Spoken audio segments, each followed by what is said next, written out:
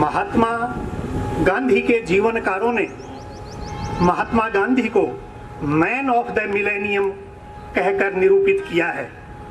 Man of the millennium अभिप्राय यह है कि गांधी केवल एक सैकड़ों वर्षों के नहीं बल्कि पिछले 1000 वर्षों में इस दुनिया में महान व्यक्ति पैदा हुए हैं, उनमें से सर्वश्रेष्ठ हैं। महात्मा गांधी का परिचय मैं इन शब्दों में देना चाहूंगा कि महात्मा गांधी उस योद्धा का नाम है जिसने बिना हथियार उठाए हुए पहले दक्षिण अफ्रीका की धरती पर, जहां रंग भेद के आधार पर भारतीयों और अन्य देशों के लोगों के साथ, मजदूरों के साथ भेदभाव किया जाता था, वहां लड़ाई लड़ी। फिर 9 जनवरी 1915 को भारत में आकर अंग्रेजों के खिलाफ लड़ाई लड़ी ही नहीं बल्कि अंग्रेजों से लड़े, भिड़े और जीते। ऐसी विभूति को मैं कोटि कोटि नमन करता हूं। गांधी होने का अर्थ है अन्याय और अत्याचार के विरुद्ध लड़ाई लड़ते रहना, पराधीनता के खिलाफ मुखरता से आवाज बुलंद करना। गांधी का अर्थ है मन की मजबूती। अन्याय और अत्याचार के साथ साथ जहां पर भी दमन हो रहा हो वहां पर सबके सामने आकर सत्याग्रह की अलख जगाना। महात्मा गांधी ने 9 जनवरी 1915 को भारत में आने के बाद लगभग 2 वर्षों तक सारे भारत का भ्रमण किया, यहाँ की समस्याओं का जाना और सदियों से यहाँ की गुलामी के कारण को खोज निकाला। बहुत से लोगों ने इस कारणों की व्याख्या में कई पुस्तकें लिखी। गांधी जी ने इस देश की सदियों की गुलामी का सिर्फ एक शब्द में उसे व्याख्यायित कर दिया और वो शब्द था डर, फैंटम ऑफ फियर, कि इस देश के लोग डरे हुए हैं। जेल का डर, सुविधाओं के छीनने का डर, बहुत से ऐसे डर उनके दिमाग में समाये हुए हैं। गांधी ने कोई औरों से अलग और लड़ाई लड़ने वालों से अलग काम नहीं किया, बल्कि उस व्यक्ति ने इस देश के लोगों के मन से डर को निकाल दिया और निडर होकर के लोग गांधी जी के साथ चल पड़े और आजादी की लड़ाई में वो कूद पड़े। गांधी जी का आंदोलन सिर्फ दांडी यात्रा के साथ शुरू नहीं होता है। गांधी जी का आंदोलन 18 अप्रैल 1917 को शुरू होता है चंपारण में। वो समझे बगैर हम गांधी के जीवन दर्शन को समझ ही नहीं सकते। 18 अप्रैल 1917 को गांधी जी ने चंपारण में जो किसानों पर जो पाबंदियां थोपी गई थी, काले कानून लगाए गए थे कि वहां के किसानों को अपनी खेतों के एक हिस्से में आवश्यक रूप से नील की खेती करनी पड़ेगी, खाद्यान्न नहीं नील की खेती करनी पड़ेगी।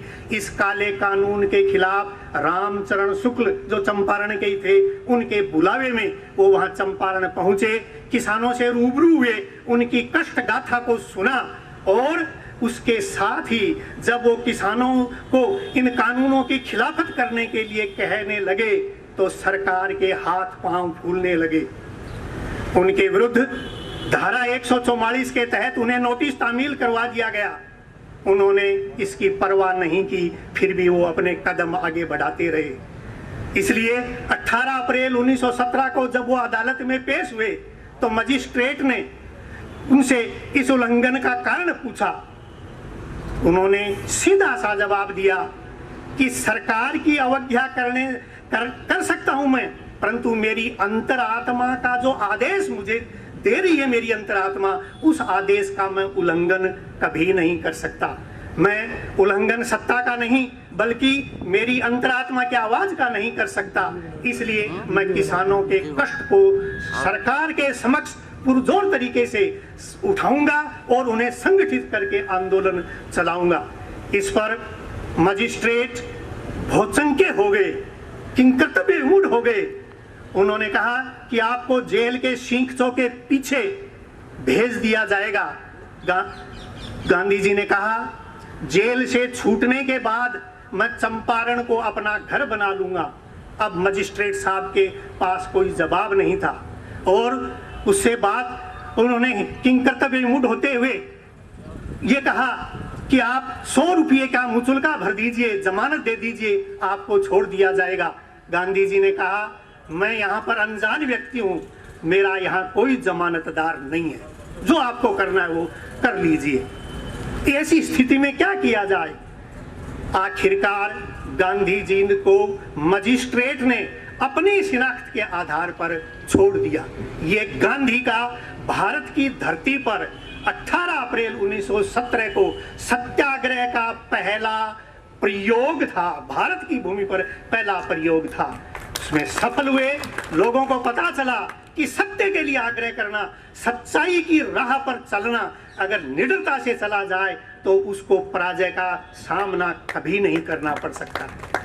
बात आई 1930 की, 12 मार्च 1930 दांडी यात्रा गांधी जी ने अपने 78 सत्याग्रहियों के साथ साबरमती आश्रम से शुरू की। दांडी पहुंचने में 24 दिन लगे थे। 6 अप्रैल 1930 को गांधी जी दांडी पहुंचे। जब वो दांडी पहुंचे तब उनके साथ सिर्फ 78 सत्याग्रही नहीं थे, बल्कि रास्ते में एक हुजूम उनके साथ हो लिया। भीड़ इकट्ठी हो गई। गांधी के जयकारे के साथ असंख्य लोग दांडी वहां कच्छ के समुद्र पर पहुंच चुके थे।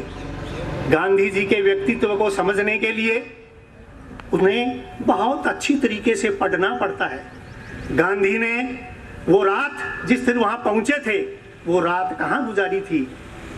शैफी विला में एक मुस्लिम परिवार के घर पर वो रुके और प्रतिदिन वो करीबन 18 किलोमीटर औसतन चला करते थे।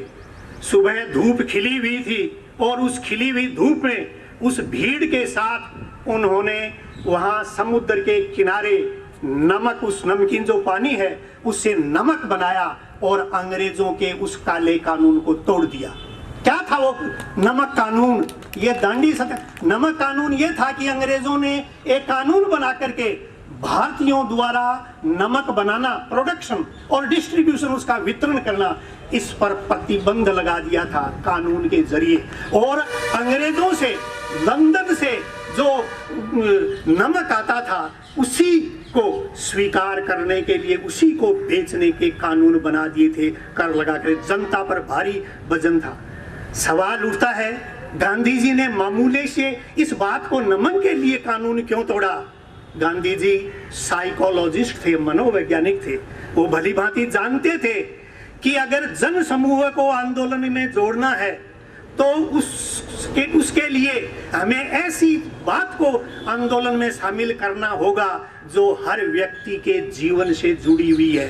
नमक हर व्यक्ति के जीवन की बुनियादी आवश्यकता है, हर घर की जरूरत है। उस हर घर की जरूरत पर अंग्रेजों ने किस तरीके से शिकंजा कस लिया है, इस बात का विरोध करने के लिए गांधी जी ने नमक सत्याग्रह किया। और जब उन्होंने वो नमक, मुट्ठी भर नमक बनाया था और बना करके शायद गांधी जी ने ये संदेश देने की कोशिश की थी कि जुल्म की बात को, जहल की रात को मैं नहीं मानता, मैं नहीं मानता। एक ऐसा काला कानून जिसकी वजह से हर भारतीय के जीवन में विपरीत असर पड़ रहा है, उस पर आर्थिक बोझ पड़ रहा है, उस कानून को उन्होंने सरेआम लोगों की उपस्थिति में तोड़ दिया। ये दूसरा कदम था गांधी का सत्याग्रह का, सच की लड़ाई का। कि सच्चाई ये है कि प्राकृतिक संसाधन, नमक, ये समुद्र, ये प्राकृतिक संसाधन है। इस पर कोई सत्ता, कोई जैसे आज के जमाने में कॉरपोरेट घराने उन पर शिकंजा डालने की कोशिश कर रहे हैं, ठीक इसी तरीके से गांधी ने उस समय भांप लिया था कि इस तरीके से कोई विदेशी सत्ता या सरकार प्राकृतिक संसाधनों पर अपना शिकंजा नहीं डाल सकती। प्राकृतिक संसाधन सभी के उपयोग के लिए हैं। इसीलिए गांधी ने आगे चलकर कहा था कि earth provides enough to satisfy man's need but not every man's greed। कि धरती हमें अपनी आवश्यकताओं की पूर्ति के लिए सब कुछ देती है, आदमी के लालच को तृप्त करने के लिए नहीं, बल्कि आवश्यकताओं की पूर्ति के लिए सब कुछ देती है।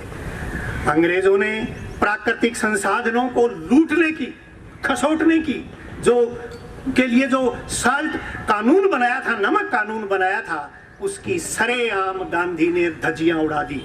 और जब गांधी के उस मनोबल को लोगों ने देखा तो देश में एक नव संचार हुआ कि इस तरीके से जो सत्ता जो होती है, अगर वो कोई काले कानून बनाती है, उस काले कानून का विरोध करना और उसे तोड़ना, सिविल डिसोबीडियंस, नागरिक अवज्ञा अर्थात सविनय अवज्ञा आंदोलन चलाना हमारा धर्म बन जाता है और उस धर्म के रास्ते पर आदमी को आगे बढ़ना चाहिए। गांधी जी ने इस आंदोलन के बाद एक व्यापक रूप से देश में आजादी का आंदोलन चला, उसमें हजारों लोग उस साल्ट मार्च के बाद में, नमक सत्याग्रह कह लीजिए या दांडी यात्रा कह लीजिए, उसके बाद में हजारों लोगों को जेल में ठूंस दिया गया। आखिरकार 1931 में गांधी और इरविन पैक्ट हुआ और उस पैक्ट के तहत लोगों को जेल से छोड़ा गया। जब वो जेल से छोड़े गए उसके बाद में लंदन में 1931 में द्वितीय गोलमेज सम्मेलन आयोजित हुआ और वहां पर गांधी भाग लेने के लिए गए। वही अपनी शरीर बदन पर चादर लपेटे हुए, लंगोटी पहने हुए, घुटनों तक की धोती पहने हुए, हाथ में लाठी लिए हुए और खड़ाऊ पहने जब वो लंदन की सड़कों पर चल रहे थे तो लोग उन्हें अचंभे से देख रहे थे कि इस ऐसे ठंडे मुल्क में इतने कम कपड़ों में कैसे इंसान निडरता से आगे बढ़ा जा रहा है। हर तरफ जयकारे के नारे लग रहे थे। उस गोलमेज सम्मेलन के दौरान ही गांधी जी को इंग्लैंड के राजा जॉर्ज पंचम ने चाय पर महल में बुलाया, परंतु पंचम ने यह शर्त रखी कि गांधी जी अपने इस परिधान में नहीं बल्कि एक फॉर्मल, एक औपचारिक परिधान है उसमें यहाँ उपस्थित होंगे। गांधी जी बात के जिद्दी थे, उन्होंने भी जिद पकड़ ली कि वो जाएंगे तो सिर्फ इसी ड्रेस में जाएंगे, क्योंकि जिस देश पर अंग्रेज शासन कर रहे हैं वर्तमान में, उस देश के ज्यादातर लोगों को तन ढकने का कपड़ा नहीं है। इसी से मैंने ये देखते हुए मैंने ये जो मेरी ड्रेस है वह परिधान धारण किया है। आखिरकार गांधी उसी ड्रेस में महल में गए, उनका स्वागत चाय पान पर किया गया। जब वो बाहर निकले तो संवाददाताओं ने उन्होंने पूछा कि आपको अटपटा नहीं लगा कि ये पहली बार है कि कोई इस ड्रेस में महल में पहुंचने वाला पहला व्यक्ति इस विश्व का जो इस ड्रेस के अंदर यहाँ इस महल में पहुंचा है।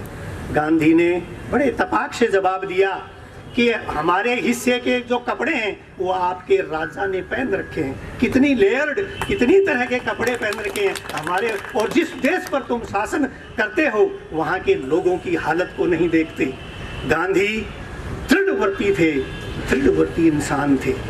अहिंसा के वो प्रवर्तक तो नहीं, परंतु आजादी के आंदोलन में कह लीजिए या यूं कह लीजिए कि राजनीतिक क्षेत्र में अहिंसा के स्तर का व्यापक स्तर पर इस्तेमाल करने वाले पहली विभूति महात्मा गांधी ही थी। महात्मा गांधी ने आंदोलन के हर कदम पर अहिंसा को अपना सहारा, अहिंसा को ही अपना पथ प्रदर्शक बनाया। आज के संदर्भ में जब हर तरफ अस्त्र शस्त्रों की होड़ लगी हुई है, नए नए तरह के आणविक हथियार बनाए जा रहे हैं, ऐसी स्थिति में गांधी का अहिंसा का सिद्धांत बहुत ज्यादा प्रासंगिक हो गया है। अहिंसा के सिद्धांत को रेखांकित करते हुए गांधी जी ने कहा था, an eye for an eye ends up the world making the whole world blind. अगर आंख के बदले आंख लेनी लग जाए, आंख के बदले आंख फोड़ी जाने लगी तो ये दुनिया सारी अंधी हो जाएगी। इसलिए किसी स्टेज पर हमें इस प्रक्रिया को, इस चेन रिएक्शन को रोकना होगा।